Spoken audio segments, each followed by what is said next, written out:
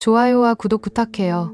사연 있으신 분은 아래 댓글에 사연을 전해주세요. 첫 번째 이야기입니다. 구독자 에지일스주이스 님이 보내주셨습니다. 어느덧 20년 정도 지난 옛날 이야기입니다. 제가 초등학생이었을 때 시골 할머니 댁으로 놀러 갔어요. 할머니 댁은 옛날 양잠을 하던 집이라 낡았지만 엄청 큰 집이었어요. 할아버지는 내가 태어나기 전 돌아가셔서 그 무렵엔 이모네 가족들과 할머니가 그 집에 살고 계셨습니다. 할머니 댁에는 옛날 가구나 물건이 잔뜩 있어서 나를 비롯한 친척들은 그 큰 집을 탐험하며 노는 것을 무척이나 재미서 했어요. 근처에는 마산 궁술로 유명한 신사가 있었는데 거기에는 예로부터 탱구가 나타난다는 전설이 내려오고 있었습니다. 탱구 일본 전설에 등장하는 괴물로서 사람을 마계로 인도하는 마물입니다.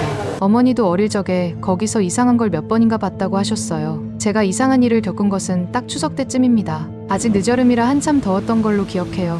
여느 때처럼 각 집안들이 할머니 댁에 모이고 같은 또래인 손자들끼리 같이 이리저리 집안을 돌아다니며 탐험을 시작했습니다. 제가 친척 아이들 중 나이가 가장 많았고 이모네 사촌 여동생이 저보다 한 살 아래, 그리고 그보다 어린 새 4살짜리 아이들이 2명 더 있었습니다. 다 같이 점심을 먹은 후 2시간 정도 이리저리 바깥에서 놀고 들어왔습니다. 놀다 지쳤는지 집에 오자 어린 동생 둘은 낮잠을 자기 시작했습니다. 심심해진 저는 1살 어린 사촌 여동생과 함께 원래는 누에를 키웠던 2층의 다락방으로 향했습니다. 평소처럼 대들보른 타고 오르거나 오래된 가구 위에 올라가며 신나게 놀았어요. 창문에서는 오후의 햇볕이 스며들어서 희미하게 2층 안을 비췄습니다. 개구장이었던 저는 가구 위에서 큰 골판지 상자 2개가 쌓여있는 것을 보고 거기로 뛰어내려 보기로 했습니다. 쾅하며 상자에 떨어지자 어마어마한 먼지가 퍼졌어요. 제가 뛰어내린 탓에 상자가 찢어져 안에 들어있는 게 보였어요. 뭔가 싶어 안을 보니 탱구 가면과 부채, 축제용 의상이 들어있었습니다. 그러고 보니 신사에서 축제가 열리면 삼촌이 종종 이 옷을 입고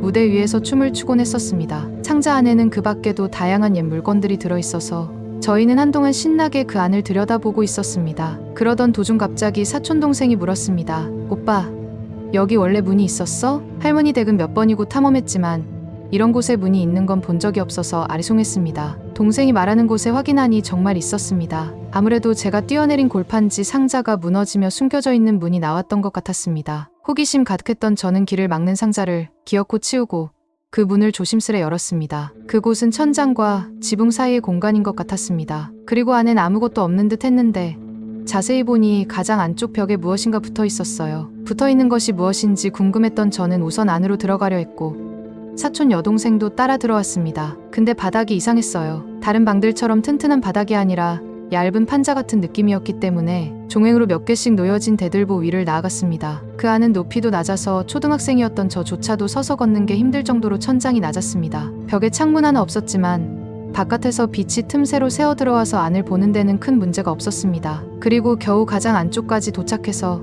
저는 벽에 붙어 있는 걸 확인할 수 있었습니다. 그것은 한 장의 부적이었어요. 다만 이유는 모르겠지만 위아래가 뒤집어진 채 붙어 있었습니다. 그뿐만 아니라 더욱 이상한 건 붙어 있는 것이라기보단 나뭇대로 찔려서 꽂혀 있었어요. 지금 생각하면 도대체 무슨 정신으로 그런 짓을 했는지 후회스러울 뿐입니다. 그냥 어려서 별 생각이 없었던 거겠죠. 그 나뭇대를 손으로 잡아 뽑아서 이리저리 살폈습니다. 꽤 오래된 것인 건 알 수 있었습니다. 한자로 뭐라고 적혀 있었지만 읽을 수가 없었어요. 그리고 나뭇대는 화살대 같았습니다. 그리고 그때 쾅! 뭔지 알 수 없는 큰 소리가 갑작스럽게 들려 저는 깜짝 놀랐습니다. 사촌 여동생도 깜짝 놀란 듯 했습니다. 그 소리는 마치 어른이 걷고 있는 것 같은 소리였어요. 누가 2층으로 올라온 건가 싶었지만 자세히 들어보자 이상했습니다. 그 소리는 위가 아니라 아래에서 나는 소리였어요. 아래층 바닥에서 뭐가 부딪혀서 나는 소리일 수도 있었지만 분명히 누군가의 걸음소리였습니다. 천장을 거꾸로 걷는다니?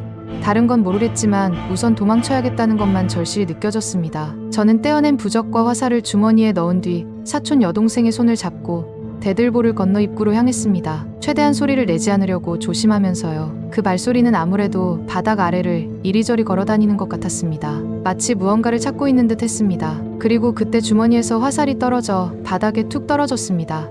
덜컹. 큰일 났다 싶은 순간에 쿵쿵쿵하고 발소리가 다가오기 시작했습니다. 그리고 곧이어 우리 바로 아래쪽에 있다는 것이 얇은 판자 사이로 느껴졌고 헉헉대는 숨소리와 손톱 같은 걸로 바닥을 세게 긁는 소리마저 들려왔습니다. 미친 듯이 두려워졌고 사촌 여동생은 너무 무서운 나머지 눈만 뜨고 온몸이 굳어 있었습니다. 그런데 그때 바닥의 한 곳에 눈이 향했습니다. 바닥에 직경 3cm 정도의 작은 구멍이 나 있었어요. 아무래도 밑에 있는 놈은 그곳을 통해 필사적으로 우리를 확인하려 하는 듯 했습니다. 입구까지는 아직 10m 정도가 남아 있었고 이대로 도망칠 수 있는지는 알 수 없었습니다. 그렇게 생각한 저는 마루에 떨어진 화살을 주워서 천천히 그 구멍으로 다가갔고 미친 듯이 심장이 쿵쾅댔습니다. 그리고 조심스럽게 그 구멍을 바라봤고 제 눈과 그것의 눈이 마주쳤습니다. 뭐라 형언할 수 없는 그런 비명과 함께 정신을 차렸을 땐 저는 그 구멍에 화살을 찔러넣고 있었습니다.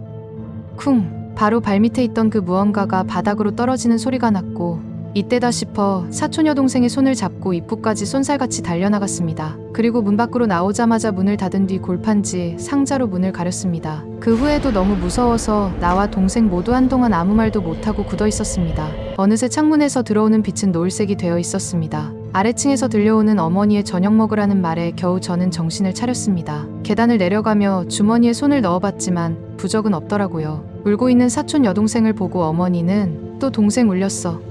사이좋게 놀지 않고 라고 하셨습니다. 저녁은 먹었지만 무슨 정신이었는지도 모르겠더라고요. 그렇게 큰 소리를 내며 떨어졌는데 왜 아래층에선 아무도 눈치를 못 챘는지 사촌 여동생네는 저녁을 먹고 집으로 돌아갔지만 우리 집은 며칠 더 묵고 갈 예정이었습니다. 그날 밤은 무서워서 잠도 제대로 못 잤습니다. 다음날 아침 저는 할머니께 이야기를 털어놓고 여쭤봤습니다. 하지만 할머니는 그런 방은 전혀 모른다는 대답뿐이었고 삼촌 역시 모르셨습니다. 그럴 리가 없다며 저는 할머니를 데리고 2층 다락방으로 향해 골판지 상자를 치웠지만 아무리 상자들을 치워도 문은 없었습니다. 전 머리가 멍해져 어제 있었던 일은 거짓말이 아니라고 이야기했지만 믿어주지 않으셨기에 포기했습니다. 하지만 제 이야기를 들은 할머니는 이렇게 말씀해 주셨습니다. 이 근처엔 옛날부터 탱구님이 사람을 데리고 사라진다는 전설이 있었어. 특히 아이들을 데리고 간다고 그랬지. 그래서 탱구님을 달래기 위해 신사에서 축제를 하게 된 거야. 너도 신사에 가서 참배를 하고 오렴. 그리고 저는 그날 어머니와 함께 신사에 가서 참배를 했습니다. 어머니는 내 말을 믿어주신 것인지 부적은 무척 감사한 물건이니 함부로 만지면 안 된단다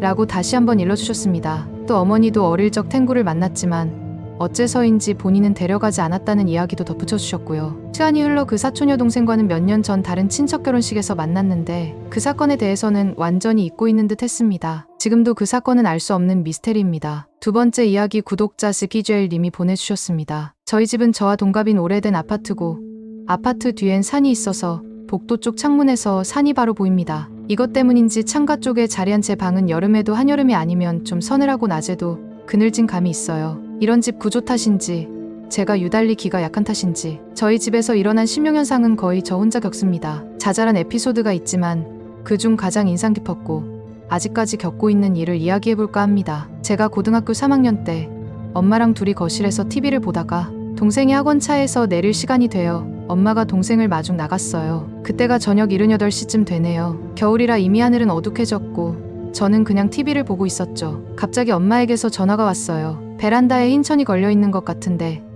이불 갖다고 가서 확인 좀 해보라고. 거실과 베란다가 미닫이 문으로 연결된 구조라 저는 전화를 끊지 않고 베란다로 나가 둘러봤어요. 그런데 이불은커녕 빨래거리도 걸려있지 않았고 흰 천은 보이지도 않았어요. 창문을 열어 밑을 내려다보니 동생과 엄마가 보여서 전화에 대고 아무것도 없는데 라고 대답했죠.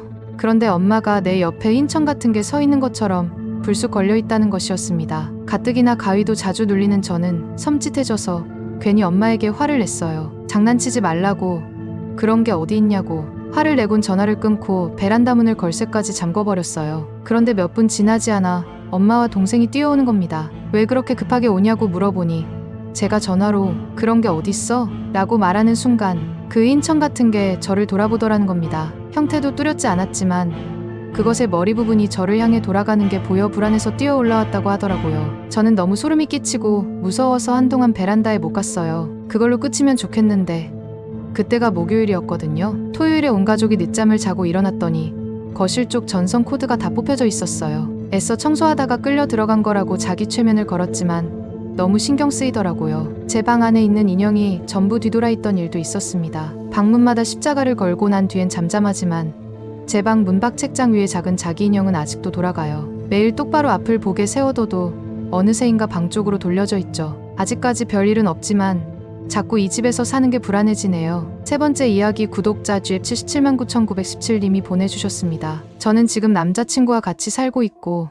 남자친구와 저는 보통 사람들과는 다르게 영체를 볼 수 있는 힘이 있습니다. 이건 타고난 것인지 후천적으로 생긴 건지는 잘 모르겠지만 저희 가족 중에도 저처럼 형체를 볼 수 있는 사람이 여럿 있습니다. 어머니는 꿈 쪽으로 대단히 민감하셔서 미래에 관한 꿈을 쪽집게처럼 잘 맞추시고 아버지는 가끔 영체와 마주치고 대화도 하십니다. 저는 어머니와 아버지 두 분의 능력을 모두 물려받은 것 같고요. 제 남자친구는 영을 본다기보다는 느낀다고 하는 편이 더 맞을 것 같네요. 그 영의 기운이 웬만큼 강하지 않으면 존재조차 느끼지 못한다고 합니다. 그 대신 저에겐 없는 능력을 가지고 있더라고요. 저는 영에 대한 겁이 있는 편인데 남자친구는 제가 영을 보고 겁을 먹으면 저와 손을 잡는다거나 끌어안는 등 신체 접촉을 통해 제가 봤던 영을 몰아낼 수 있습니다. 아무튼 저와 제 주변의 사람들은 이런 능력을 가지고 있다는 것을 말씀드리고 이제 이야기를 시작하려 합니다. 이 일을 겪은 것은 올해 2월 말쯤이었습니다. 저와 남자친구는 같은 회사에 다니고 있는데 다음 날이 휴무였고 워낙 피곤했던 터라 둘 다 골아 떨어져 있었죠. 그런데 새벽 3시쯤이었을까요? 저는 밤귀가 밝은 편이라 깊게 자던 도중에도 소리를 들으면 쉽게 잠에서 깹니다. 그날도 어떤 소리를 듣고 잠에서 깨어났죠.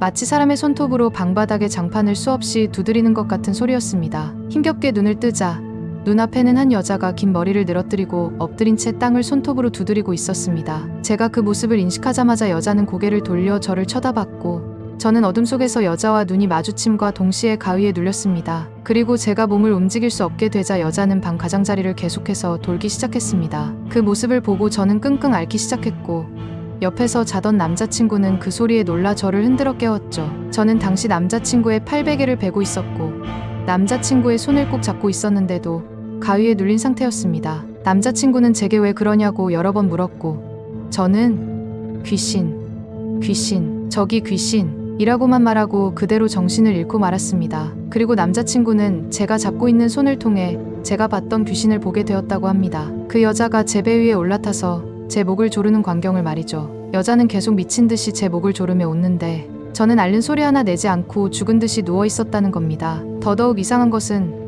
제 발 밑에도 여자 귀신 하나가 더 서 있었다는 것입니다. 정작 제가 봤던 귀신은 하나였는데도 말이죠. 그리고 저는 정신을 잃은 가운데 꿈을 꿨습니다. 버스를 타고 혼자 어딘가로 가는 꿈이었죠. 손에는 파란색 비닐 봉지가 들려 있었고 봉지 안에는 대파와 감자, 양파, 당근 같은 채소가 가득했습니다. 저는 어딘가에서 내리려고 했는데 그 정류장에서 내리지 못해 다음 정류장에서 내리게 되었습니다. 정류장에 내려보니 의자에 고등학교 동창인 여자 아이 둘이 앉아 있었습니다. 같은 반이었던 아이도 있었고 저희 반에 자주 놀러와 얼굴만 알고 있던 아이도 있었죠. 하지만 둘 다 별로 친한 친구가 아니었기 때문에 저는 인사도 안 하고 그냥 가던 길을 가기 위해 몸을 돌렸습니다. 그런데 갑자기 그 아이들이 저를 부르는 겁니다. 제 이름이 아닌 언니라고요. 그리고 언니 내일 우리 수학여행 가잖아. 우리 오늘 언니 집에서 같이 자면 안 돼? 라고 둘이 입을 맞춘 것처럼 똑같이 물었습니다. 저는 남자친구와 함께 살고 있기 때문에 당연히 안 된다고 생각했죠. 그래서 안 돼 라고 딱 잘라 말했습니다. 그러자 여자아이들은 아무 말도 하지 않고 그 자리에 우뚝 섰습니다. 그리고 제 뒤에서 아쉽다, 데려갈 수 있었는데 라고 말하는 겁니다. 저는 깜짝 놀라 뒤를 돌아봤습니다. 하지만 어찌된 영문인지 그 둘은 이미 사라진 후였고 저는 잠에서 깨어났습니다. 눈을 뜨니 아침이었고 곁에 있던 남자친구가 간밤에 있던 일을 이야기해줬죠. 저는 그냥 남자친구의 손을 잡고 있다 가위가 풀리자 조용히 잠들었다고 합니다. 남자친구는 제가 죽은 듯 숨소리도 내지 않고 잤다고 하더라고요. 그리고 남자친구는 제가 자는 동안 2시간 가까이 귀신들과 싸웠다고 합니다. 제 발 밑에 서 있던 귀신이 제 발목을 끌어내리는데 저는 대위에 올라탄 귀신에게 목을 졸리는 와중에 질질 끌려 내려가고 있었다고 하더라고요. 이대로 뒀다간 큰일 나겠다 싶었던 남자친구는 귀신들에게 버럭 소리를 질렀다고 합니다. 어디 한번 데려가 봐라. 내가 너희 찢어 죽여버릴 테니까. 그런데 남자친구가 이렇게 소리치며 귀신들에게 욕을 했더니 귀신들은 더 크게 웃으며 힘이 더 강해졌다고 합니다. 남자친구는 끌려가는 제 몸을 붙잡으며 계속 소리를 질렀다고 합니다. 꺼지라고. 죽었으면 곱게 승천할 것이지. 왜 남의 집에 와서 다른 사람을 잡아가려는 거냐고. 내 여자친구 일어나면 죽여버릴 거라고. 그렇게 말했더니 귀신들이 사라졌다고 합니다. 아주 잠깐 소리를 질렀던 것 같은데 온 몸에 힘이 없기에 시계를 봤더니 2시간 가까이 지나 있었다네요. 그런데 남자친구의 이야기를 듣고 보니 제 꿈과 묘하게 딱 들어맞는 것이었습니다. 남자친구가 봤던 귀신 둘과 제 꿈에 나왔던 여자 아이 둘, 정말로 그 아이들이 저를 데리러 왔던 것인가 싶습니다. 그리고 아침에 거울을 봤더니 목에는 여자 손자국이 나 있었습니다. 다른 자국들은 희미해서 잘 알아볼 수 없었지만 다만 엄지손가락 자국만은 굉장히 선명하게 남아 있더군요.